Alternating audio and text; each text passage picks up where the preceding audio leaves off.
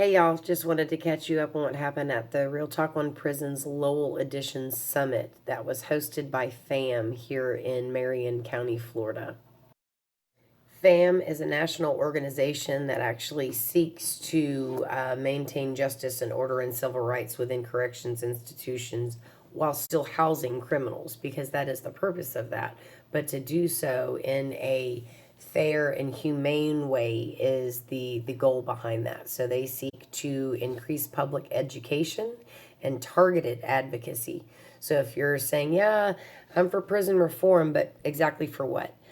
So this organization actually gives seminars and talks all over and are doing all kinds of reform work in order to properly educate the public on policy, procedure, and actual conditions that are happening inside Florida Department of Corrections.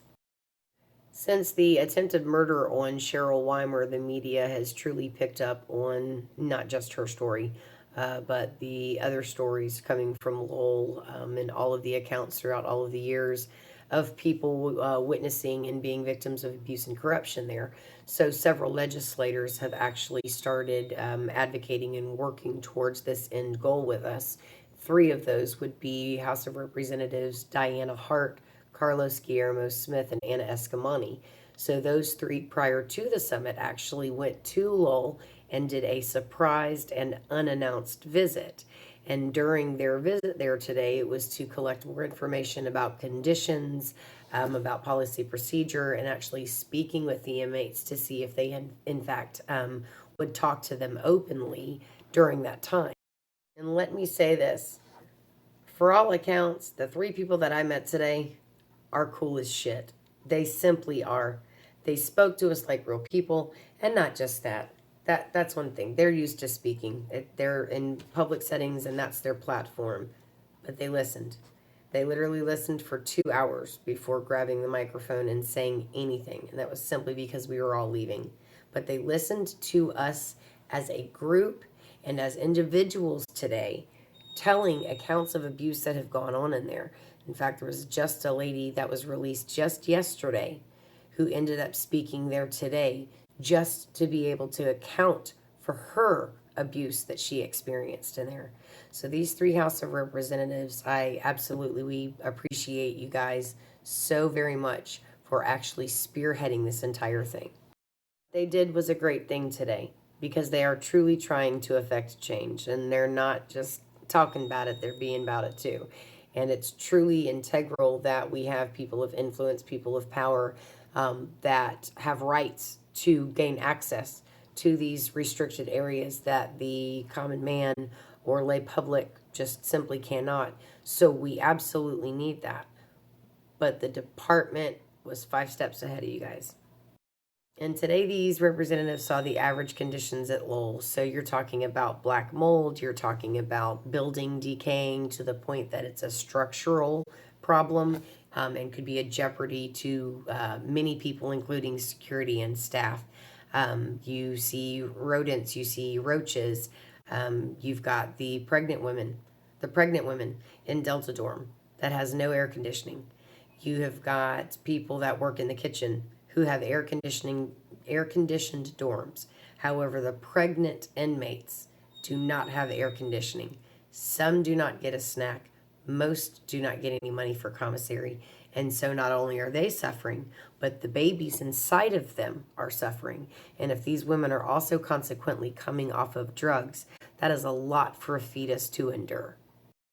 And I know there are many advocates for many things, and I am not a proponent of a woman being pregnant and engaging in any illicit drug activity or any intoxicating activity whatsoever. However, these women are already confined, they have been sentenced, and their babies have not.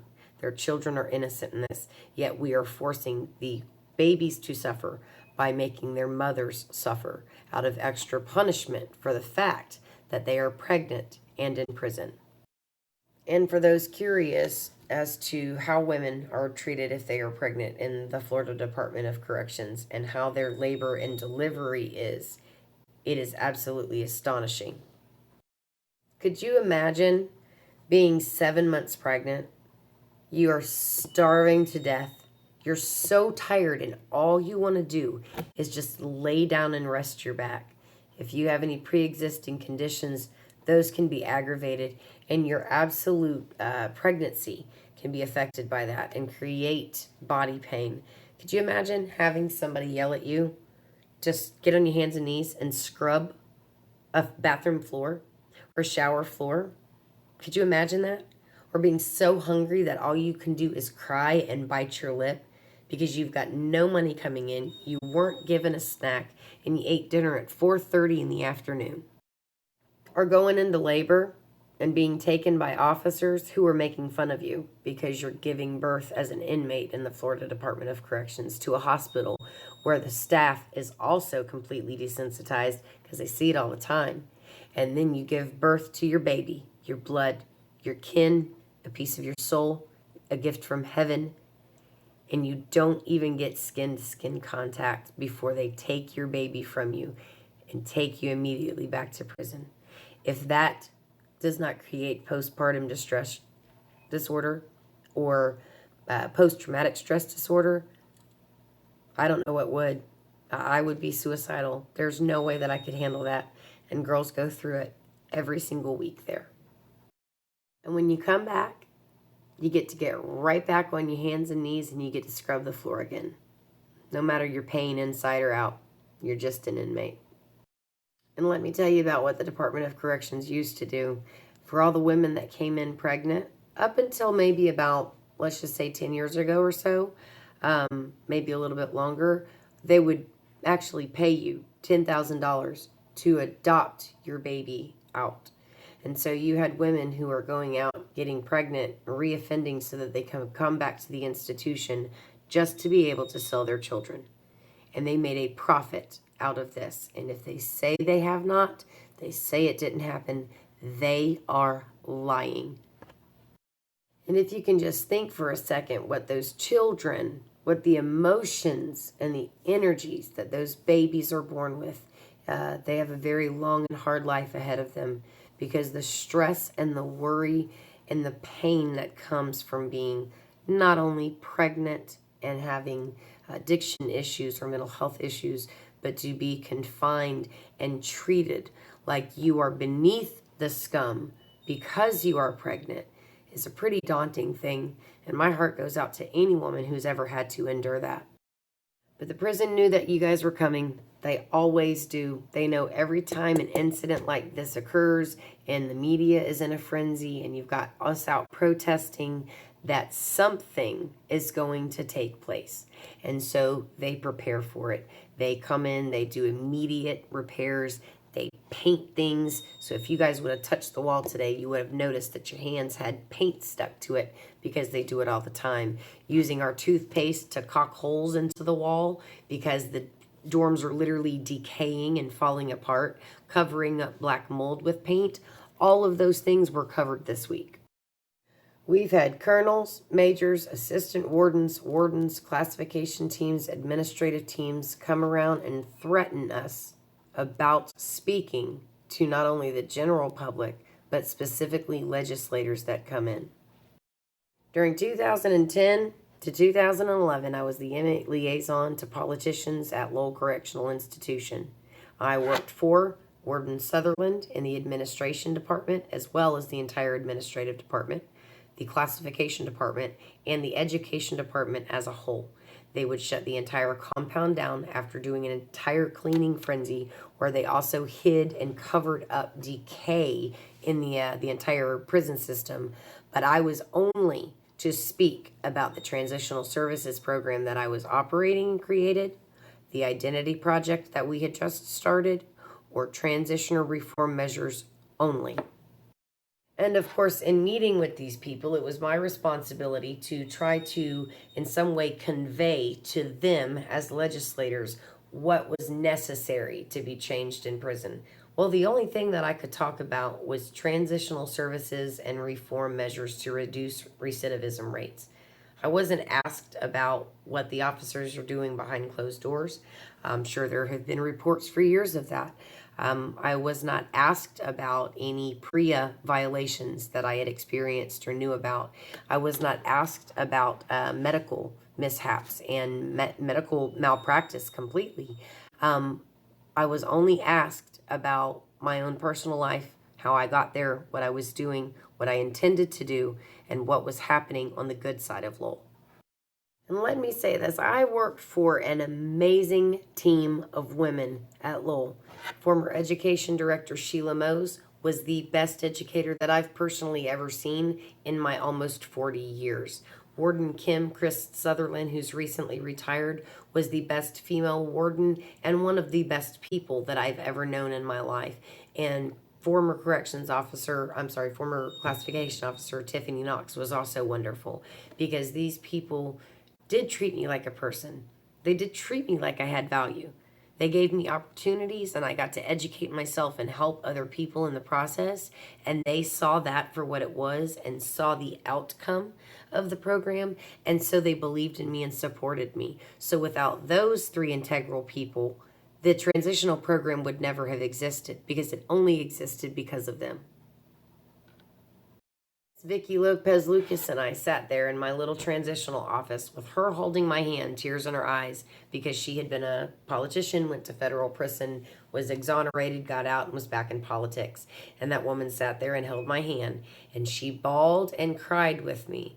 And of all the things I wanted to talk about, all I could talk about is how we needed more paper, more supplies, more access to valid information. And there was so much more we could have covered. And we as former inmates know that most politicians do not want to get onto an inmate reform or an inmate treatment bandwagon or campaign. Most don't, because the community as a whole has a misperception on prison, on convicted felons, and on incarceration as a whole. There are too many knockoff television programs giving people insight into these situations. When it's not tangible, it is therefore not real. When we have legislators actually reach out to us and treat us like human beings and take the time to listen, I mean, that's a pretty empowering thing. And today was just another example of that empowerment, because we had so many women today. So many women that showed up not just to speak, ready to speak, and spoke with fervor and passion. We had people that actually took the time to listen to us. I think a true credit to all of our own personal and collective experiences is that we all pretty much had the same suggestions as to how can we affect change and affect it in a responsible, logical, and cost-effective manner.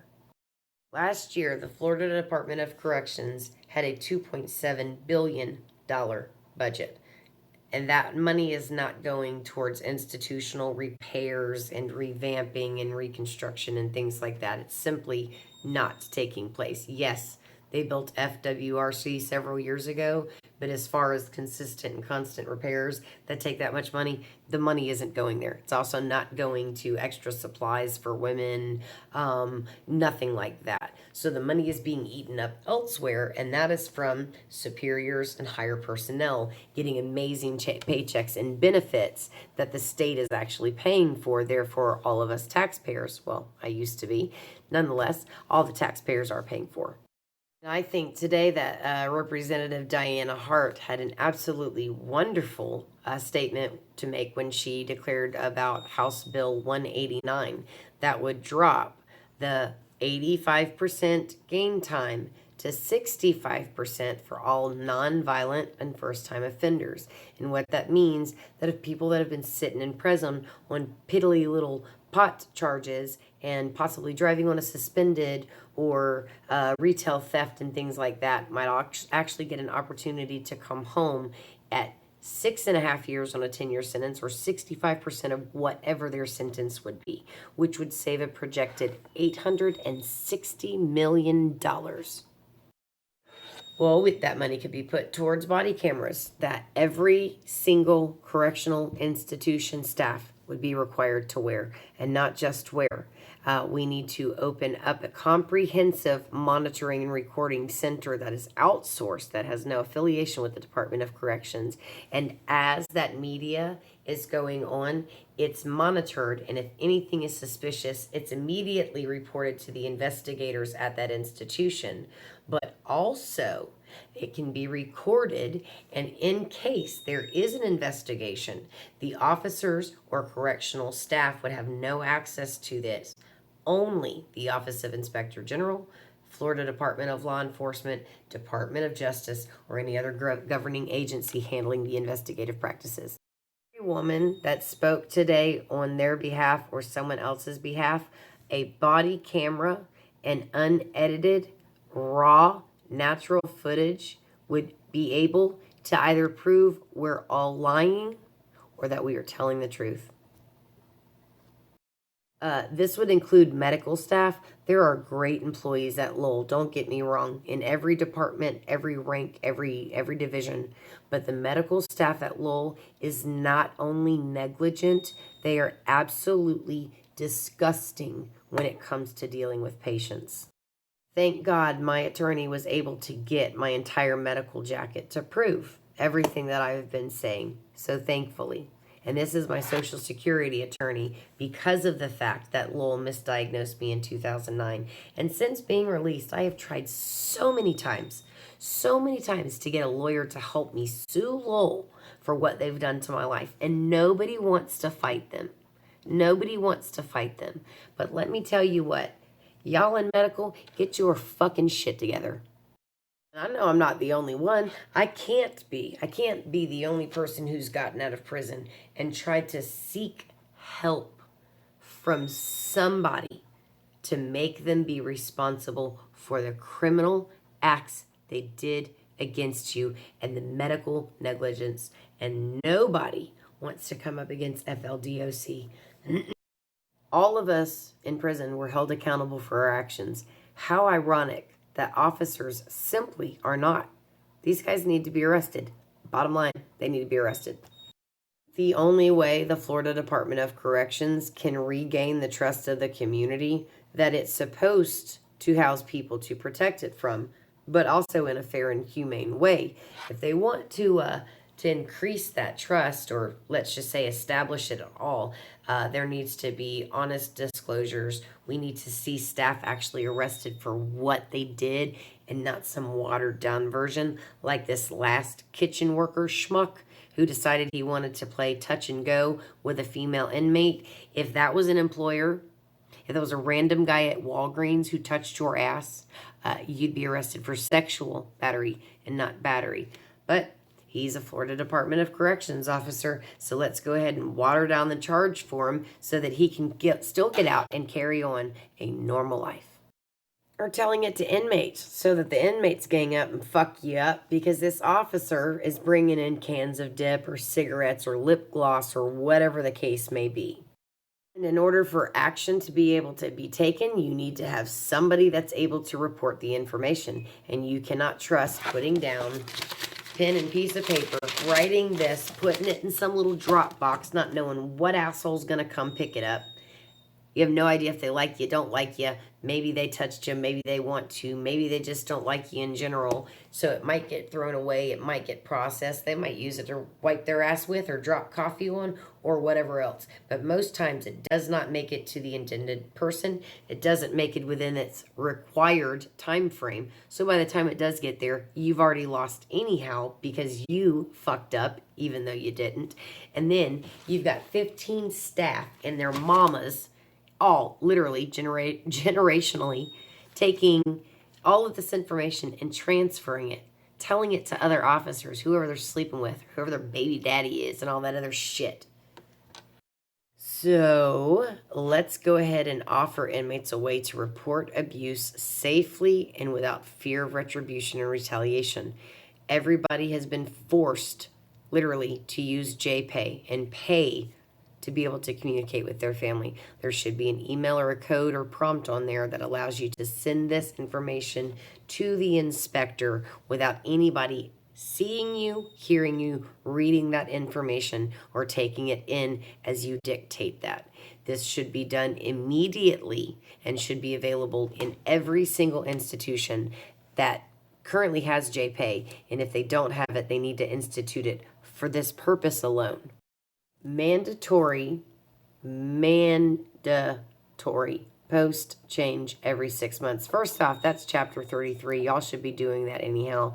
There's no reason that these officers should be over these dorms for years at a time and also have the familiarity and so many open investigations or grievances about them. And also, most of these are male. Let's just go ahead and clarify that. The majority of the housing officers and or sergeants are of the male variety. And at no point should any male staff be assigned to any female housing dormitory for any overnight security detail. And this is especially true for the youthful offenders. You have got minors 14 to 17 years old in that place, and you have grown men, human nature men, in charge of these little girls as they try to go to sleep in a scary fucking environment. It is disgusting. It just makes me sick. Chapter 33 also mandated that every 6 months you guys are supposed to have a mental health evaluation, and not from some fucking prison psych doctor, because we know how that will work out. You guys would be literally, cleared every single time. It needs to be a private, non-DOC affiliated psychiatrist, psychologist, therapist, or network that requires you every 6 months to go in and have a mental health evaluation. And also, along with that, you need to have empathy and compassion assessment done. And if you fail that, or the therapist has any reason to believe that you do not possess empathy, compassion, or understanding of people's suffering, that you should be removed from all interaction with all inmates. But between the 6 month post changes and the 6 month mental health evaluations, we might start getting somewhere. One of the greatest things that the Florida Department of Corrections can do right now would be to offer hiring incentives for more females in the workforce and also for veterans. You have no idea how systemically this could change the entire face of the Department of Corrections and truly reduce recidivism. You could have a structured, regimented environment with men and women who have fought wars for us and our freedom, and also have a more compassion-based therapy, because women naturally are more compassionate than men. So if you offset that ratio and the staff that you do hire is equipped and trained for this, and that's some 18-year-old kid who's been eating popcorn playing Fortnite, you can genuinely change the entire face of the system. This entire situation has got people on edge, shaking, literally scared to move. And most of that is because they are filled with guilt for years of engaging in corruption and abuse, or covering it up and not reporting it. Today, before the summit, I sat for several hours with a former corrections officer who had physical documentation of falsified records from the Department of Corrections at Lowell, some including now Lieutenant Turner as well, showing that they were pushed out of the system after they did whistleblowing against staff as well. And these records are pretty telling, because they are very old. And for this man to still right now, as we're talking, he might be eating a sandwich in the staff room right now for all we know. But he still has a job within the Department of Corrections, despite years of allegations and years of impropriety on his behalf. So, we have staff members who are coming out and talking and telling these things, and their testimony is credible, especially when they have spotless reputations.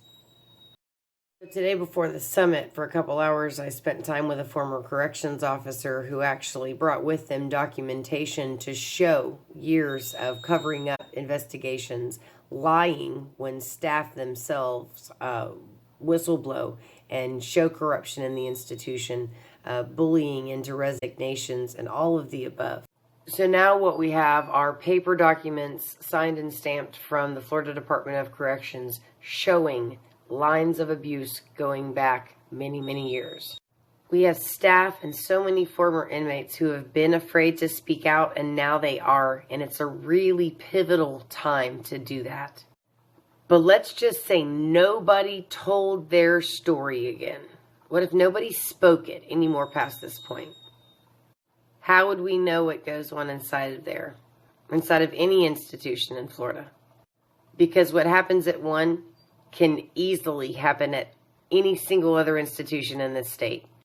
And we have seen that by the amount of deaths within Department of Corrections just within the past 6 years. I believe it was 1,886 inmates died from 2013 until this year, and the fiscal year has not closed out yet. 1,818 of those were from natural causes. The median age of the average deceased inmate in the state of Florida has significantly dropped. However, the inmate mortality rate has significantly increased. And I believe that whomever the medical examiner is for the Florida Department of Corrections at every single institution in every county in Florida needs to have a thorough investigation done against them, because these inmate deaths are listed as accidental or natural, despite actual autopsy reports showing physical trauma to bodies. And if that doesn't sound like a good old Southern home-cooked conspiracy, I don't know what the hell does. Y'all ever listen to Reba McEntire? Because you should. She's got a song about it. But nonetheless, let's just say nobody ever spoke their testimony again. How would we know? Well, I'll tell you how. Let's just say, hypothetically speaking, that an inmate had access to, let's just say, a audio and visual recording device, and they used that device over the course of years to capture what goes on inside of prison. And let's just say that some pretty important people received copies of this material, this little docu-series, if you will. And in these videos, in a Florida State male institution, you have inmates literally overdosing, dying in front of you, engaging in fights, using metal locks to fasten to belts for fights, beating inmates accused of stealing. We have officer neglect, officers literally knowing that inmates are high and allowing them to be intoxicated instead of acting on it. No staff supervision, despite people being beaten and standing at the officer's door at the bubble, pleading for help, bleeding all over the place. Or how about the worst one yet? The gentleman inside his cell, right next to a toilet, going through it. Absolutely horrible drug overdose for a drug called TWAK, T-W-A-K, where he's throwing up cups of blood as he lays there. And I don't even know if this guy died, but I fucking imagine he did after watching that. So, Florida Department of Corrections, no matter what you say, and no matter what we say, no matter the two, video evidence, unedited, raw, real, natural footage taken without your knowledge exists, and we are exposing it. And before anybody goes off about any media disclosures, every single inmate, that is on these videotapes has signed a media disclosure giving permission for their name, their likeness, or anything associated with them to be recorded. And we also have copies of those.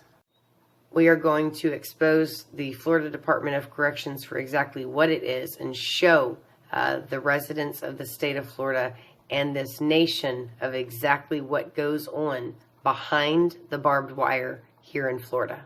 This footage will be sent to the media. It will also be sent to the Office of Inspector General, the Florida Department of Law Enforcement, the Department of Justice, and any other agency that we need to expose what happens when politicians aren't walking through and when cameras are not present. And FLDOC, just because y'all like keeping secrets, doesn't mean we have to. It's not part of the contract. It's too bad we don't have this kind of capability at Lowell Correctional Institution, because I swear to you, National Geographic, Discovery Channel, or A&E has nothing on what you guys would witness there. Shows like 60 Days In and Locked Up and all of that, you see producers and camera crews with boom mics, and they're asking you questions, and officers are on point and inmates are on guard. Not with this. Not at all. Today was an effective day. It was a very good day. It was a very emotional day, but a lot of great things happened in this day today, and for that I'm grateful. For anybody supporting what's happening right now, thank you. I mean, it's human. It's a very, very selfless and just human thing to do, to care about somebody that's being physically harmed or emotionally, mentally battered. The fucking Department of Corrections gets $2.7 billion a year, and it costs $0 to just not be an asshole. So now in closing, I'm going to jump real quick, totally off topic. There's a small faction of former corrections officers, former correctional staff, and their sympathizers who think that just because you give me some little bogus-ass thumbs down or make some little snide comment on my YouTube, that I'm going to be personally affected by it. So let me say something to all y'all little billy goats, okay? My mama's been trying to get me to shut up for 40 years. So did the wardens at Lowell. So did both of my husbands. But let me tell you something. Unless y'all coming over Monday to pay my car insurance, take me for a mani-pedi, giving me money to go on a cruise or go to Vegas, I don't take nothing you say seriously. None of you have any credibility. None of you have any credibility, those speaking ill against me. And since you want to continually bring me up in your social media posts, despite the fact that I have no contact with you and literally nothing to do with any of you, you seek me out, you seek out my social media. If it's a public post, heaven forbid, you vultures are right on it. So, former corrections officer Jason Anderson, former classification officer Amanda Rosa Anderson. Amanda Anderson, you were in charge of me at Lowell. You then continued to work for the Department of Corrections and went to Marion Correctional Institution. I've dated your husband 3 times off and on over the past 5 years, who also happened to work at Lowell. And you made a comment on a post saying Avis was involved in all this. He never crossed the line in prison. Not once. And not even in a small way that I'm just like not telling, like he literally didn't, which is why I developed feelings for him and actually gained respect for him. So when he contacted me after I got out and told me he loved me, I actually reciprocated that feeling. And you had no problem with our dating up until the point that your son stole my medication and then was Baker acted by Marion County Sheriff's Office that same night. And then you and your vagrant son, because he is a thief and a drug addict, lied, trying to get me in trouble because I'm a former inmate, of course. And then my son's there that day visiting me, his disabled mom, trying to help me out. In fact, I had a doctor's appointment, and 2 neighbors came over to notify that you and Jason were seen outside behind my vehicle and my kid's vehicle taking pictures of our license plates. So I contact MCSO and also contact MCI. And when I did, I was transferred, hung up one. Blake's first wife took the call. And then eventually I drove up there and actually had to deliver the message physically in person. And you know that song by Alanis Morissette, Isn't It Ironic? Isn't it ironic that on May 13th I filed my incident report against you, and May 30th is when you quit from your job? Isn't it ironic, don't you think? I don't know where you live. I don't know where your phone numbers. You've got no messages from me to your social media or any communication device that you have. I've literally never bothered you and never reached out to you. I have made posts regarding defense of myself because of your stupid ass allegations. But again, I drove to the prison to deliver that message because I had nothing to hide. And you resigned May 30th because you obviously did. Now on to Leonard, a.k.a. Lee Leffingwell of Ocala, Florida, Shelby Mack of Ocala, Florida, and her Department of Corrections boyfriend, Rayburn Subers. Glad YouTube bridge trolls could also join the party. Neither one of you knew me before, during, or even immediately after my incarceration or my life. In fact, Shelby, I've never met you. And all you know is I got a big fucking mouth. And I do. I have a big mouth. It's because I stand up for people and I stand up for myself. And most people simply can't take it. And Lee, you have no accomplishments. You have no spouse, no ex-spouse, no children, no amazing resume, no lifelong accomplishments. You have nothing. You still, dude, you still live with your mama and you're 54. And you've never owned your own home. Come on. So while you're trying to jump on this bandwagon and make yourself relevant, all this, you guys are relevant, okay? You're relevant. You're all pieces of shit with an opinion, and I don't fucking care.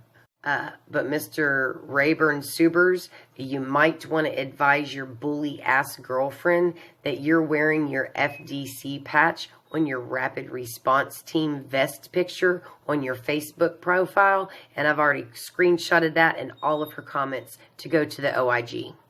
Because even before I made my YouTube video calling out the guilty DOC officers at Lowell, Shelby had gone to the defense of Lieutenant Turner, stating that these other people don't know what these officers go through in there because your boyfriend's a CO. And Teresia, a.k.a. Tisha Jackson, from the Marion County Sheriff's Office and Kimberly's Cottage here in town, you are a mental health worker. Your job is to help people, yet you engage in bullying online of people who are disadvantaged and cannot defend themselves. And why I've reported this to the Marion County Sheriff's Office and they still have not taken action against you and removed you from your position as a mental health coordinator over the male population at the jail is beyond me. It is beyond me because you truly are a hypocrite and you should be stripped of your license. But don't worry, because I'm going to be sending all of this as well as all of the screenshots I have for literally 6 months now to send to the mental health board so that they can see personally what kind of shit you do behind closed doors. And you guys are just pure prime example that the abuse we face inside does not end just because we come out here. And especially if we live in the area that the prison was at that we were housed in. It doesn't stop, it continues, because you all shitbags have the same circle of friends. Shelby and Lee and Tisha and Sergeant Brian Groves and Captain Tim Supez, you're all buddies and you guys band together and stick up each other's asses just to tell a lie. So, today was a great day. We got a lot accomplished. There's still so much work to be done, but I really enjoyed today and meeting everybody that we met and seeing their mission and them striving for that. And just like I've been my whole life, I'm not going to stop talking now. I'm going to keep saying my piece, saying the truth. And also, to all you bullies out here who want to talk shit to me, I'm a big girl. I can take it. But make sure that you can back up what you say. Because I learned a long time ago, it's not matter what you say in court. It's matter what evidence is brought in. And that's all that matters. I know what evidence I have. I know what others have. I know their testimonies are valid, they're real, they're true. And whether you believe them or not is completely inconsequential because we will affect change. None of us have any idea what the future holds. So the next victim could be your sister, your brother, your mom, your daughter, your son, or your grandmother. Just know that. And if you would not want it for them, then you shouldn't want it for somebody else because it's simply inhumane. It's disgusting.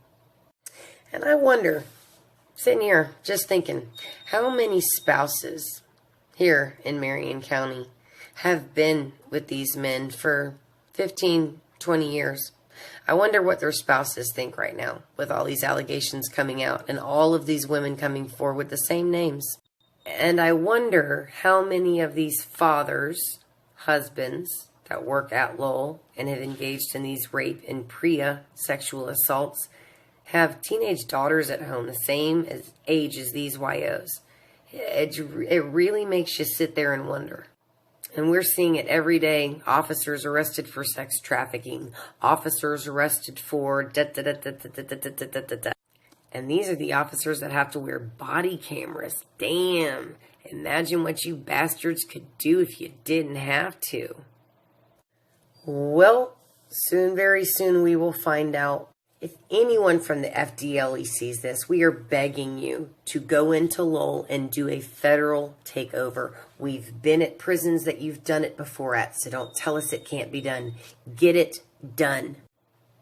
You have to police the police, and the police at Lowell are dirty and crooked and corrupt as shit. Stop running numbers. Stop doing paper audits. Get in there. Remove the staff and then talk to the inmates. Please. Numbers cannot tell you what tears can. Governor DeSantis, if you happen to see this video as well, we're calling on you as well. Send in the FDLE to please shut down and take over Lowell and start from the ground up and repair it. People's lives literally are depending on it.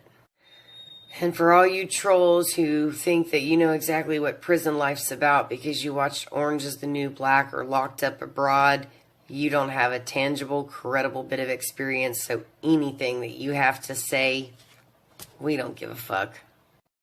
I mean, that's like you becoming a frickin' brain surgeon by correspondence school and you've never even been inside a lab and giving somebody advice on, I don't know, brain surgery. Nobody takes you seriously because your opinion doesn't matter. It just doesn't. And that goes for anybody who's out here opposing this movement or opposing what's happening right now because, like, your brother-in-law, like, he works for DOC, bro, and I know, and it's ignorant. Y'all pull your heads out of your asses. It's 2019. Come on now. Y'all are the same kind of people who get out of a car in a parking lot with a baseball bat because grandma left her prize poodle in the back seat and it's only got 3 inches of ventilation in the window and you think it should have 6. But y'all are okay with a pregnant woman being in 115-degree heat with no air conditioning, no cold water, can't lay down even. Y'all are some heartless, hypocritical sons of bitches. Some of us changed. A lot of us changed. Many are still changing while they're in there. But it's very hard to change when all of the obstacles you're trying to overcome not only present themselves again while you're in prison, but they're compounded because you have no method or mode of defense for yourself. And only those of us who's lived it, got through it, and still battle that bastard can tell you what it's like. And so you guys need to listen to us because what's going to happen is the inmates are going to start taking over staff. And that's going to be sooner rather than later if you do not act. It's just natural. You can't cage 5,000 dogs in one area with no running water, no electricity, and staff kicking them and goading them into fighting without something popping off. So y'all had better act very quickly. Because I don't have a good feeling about the future. You've got women hurting and you've got men mad. And the entire state is inflamed right now. So FDLE, again, we're begging you. Governor DeSantis, we're begging you. Mark Inch, we're begging you. Show us that human beings' lives matter in your care. And that you are more worried about policy, procedure, and upholding the law at all costs despite your own being involved in it. Because what y'all been doing all these years isn't working. And we're very close to finding out exactly what goes on behind DOC's walls when nobody's watching. So stay tuned for Behind the Barbed Wire docu-series meant to expose FLDOC for what it is, continue fighting for Cheryl Weimar, and the arrest of Lieutenant Turner, Ryan Dianne, and the other 2 responsible for causing her to be a quadriplegic. People's lives literally are depending on it. September 20th, almost 2 million people were supposed to storm Area 51. As crazy as it sounds, that's a huge response. How can 2 million people be so affected by something, whether it was a joke or not, that they would engage to go or plan to go? It's a lot of people in a very short time. Why can't this story of abuse with Cheryl and all of the other stories have the same impact in the media? If a damn Naruto run can get people's interest, how can a woman that's disabled, picked up by her neck and slammed to the ground, forced to be a quadriplegic the rest of her life, not be? You guys, please keep reporting it. Please. Staff, inmates, please, please, please, please. We need it. We need more testimony. We have so many people that are corroborating other events with other staff, other instances, abuse. Just keep it coming, please. If you're scared because you're embarrassed or you think that someone's going to judge you, or you know what, they might judge you. They might be callous and cruel and shitty. But you know what? You got to meet your maker one day, as do we all. And you've got to be right with God on how you treated humankind while you were here. And if you don't work for FLDOC anymore, and you still get ulcers and anxiety and sweats, and you can't stand being in public or anything like that, it's because it's convicting you to speak out right now. If you feel that, knowing what's going on, it's a conviction for you to talk. Listen to your inner voice and your heart and pray about this situation. And please, if you know anything, speak out. People are finally listening.